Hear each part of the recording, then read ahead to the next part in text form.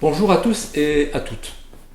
Devant la gravité de la situation, eh bien, je me suis dit qu'il fallait peut-être que je fasse un petit quelque chose. Et donc, je propose cette petite vidéo. Je précise que je ne suis d'aucun parti. Personnellement, moi, j'ai voté Europe Écologie Les Verts parce que voilà, je considère que l'écologie devrait être aujourd'hui une priorité. Bon, je pense que certains n'en ont pas encore pris conscience. Mais bon, en tout cas, le sujet n'est pas là. Je ne suis donc d'aucun parti. Je ne fais pas non plus partie qu'un groupement syndical. Bon, voilà, je fais partie de la société civile.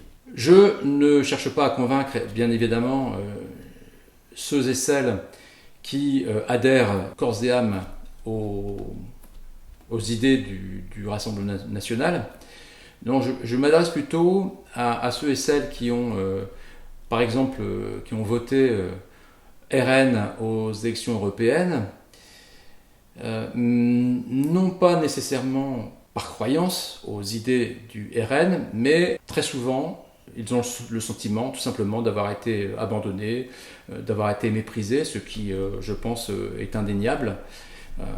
C'est franchement le problème de la politique de Macron, hein, qui fait qu'on n'a pas du tout voulu écouter les cris de désespoir d'un grand nombre de Français et de Françaises.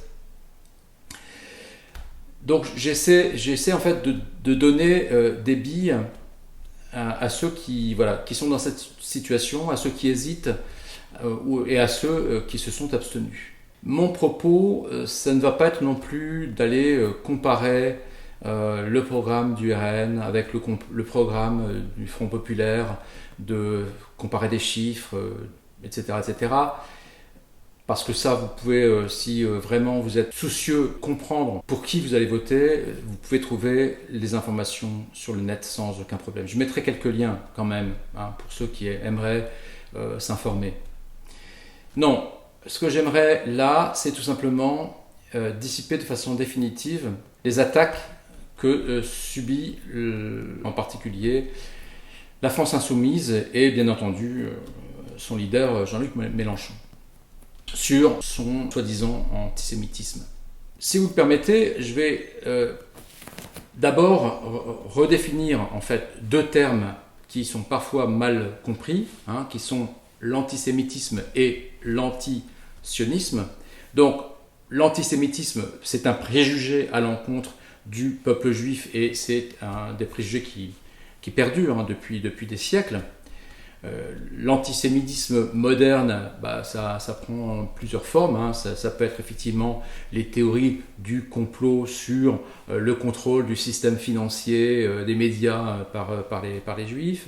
Ça peut être des attaques contre les synagogues, ça peut être des agressions verbales, des agressions physiques, etc., etc., etc. Ça, c'est l'antisémitisme. Qu'est-ce que c'est que l'antisionisme ? L'antisionisme, c'est tout simplement, ça peut être généralement défini comme l'opposition, en fait c'est ça, c'est le terme que j'ai cherché, comme l'opposition à l'existence de l'État d'Israël. Ça c'est l'antisionisme. En tout cas, voilà, ces deux définitions-là étant données, eh bien je vais maintenant parler de ces attaques donc, qu'on entend très régulièrement dans les médias, hein, que ce soit de la part d'Emmanuel Macron, que ce soit bien sûr par le Rassemblement national. Alors je vous montre ici la page d'accueil d'un site qui est le site, tout simplement, le site de l'UJFP, qui est l'Union juive française pour la paix. Donc, je vous donne le lien parce que justement l'intérêt de cette vidéo, ce n'est pas de balancer des idées en l'air sans lien avec des choses réelles. Donc je donne mes sources. C'est très important de comprendre que c'est fondamental d'avoir des sources fiables. Donc là, vous êtes sur le site même de l'Union juive française pour la paix. Et quand vous tapez cet acronyme donc, sur un moteur de recherche, eh bien, vous tombez sur cette page d'accueil. Et vous voyez que cette page d'accueil, eh bien, vous avez un bandeau avec des petites cartes, hein, des images, et vous avez la fameuse carte qui s'appelle la résistible ascension des fascistes à la française. Et que lit-on dans cet article? Eh bien, nous lisons la chose suivante, vers la fin du texte. Mais il faut lire tout le texte d'ailleurs, hein. Mais voilà ce qu'on lit. Le comportement des dirigeants sionistes français, considérant que le danger pour les Juifs de France, c'est la France insoumise et plus du tout l'extrême droite, est un pur scandale et il a contribué à la pseudo-normalisation du parti des Le Pen. Le fait que 53% des Français d'Israël qui ont voté aux dernières présidentielles aient choisi Zemmour, pour qui Pétain, c'est quand même un comble, hein, pour qui Pétain a défendu les Juifs. Voilà, Pétain qui était quand même un collaborateur avec les nazis, traduit un effondrement de la mémoire et des repères. Le soutien de l'extrême droite à Israël permet à ces racistes congénitaux de se dédouaner. Nous soutenons les Juifs, c'est la gauche qui est antisémite. Voilà, donc je pense que les choses sont claires.